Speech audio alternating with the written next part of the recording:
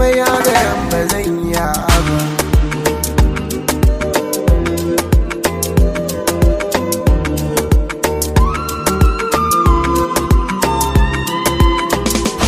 Shi da mai na duniya Fatima komai a hankali ake yi.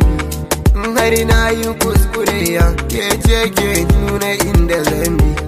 Kar da ki dau zugar mutane tsayar da hankali ki dubi.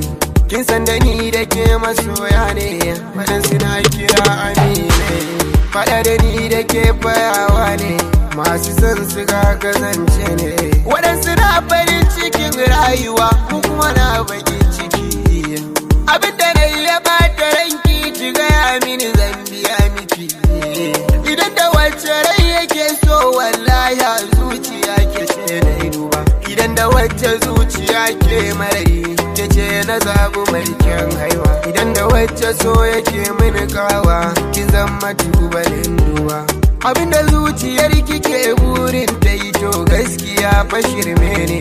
Sai ki tuna da ni da ke duk jama'a sun san fa'i masoya ne. Batu na rabuwa tsakaninmu da ke kin san hakan fa ne. Ni ban zo da yaudara ba, ban yi kama da masu yi ba. Akan ki ba batu da zamba, tukuicin so na baki garba. Duka abin da zan yi na yi alkawari ke zaki zama abin kallona. Idan da kin a gefe na ƙaryar wata ya ta samu kwana na. Abin da zan fara shi ne numburi na zuciyata ne. Kakin san abin da na yi alkawari junan mu ba rabewa. Kuma ke ma kikan fari alkawarin da na yau zaki cikawa. Sai gashi yanzu an ziga kiya, kar da ki dau zigar kawaye.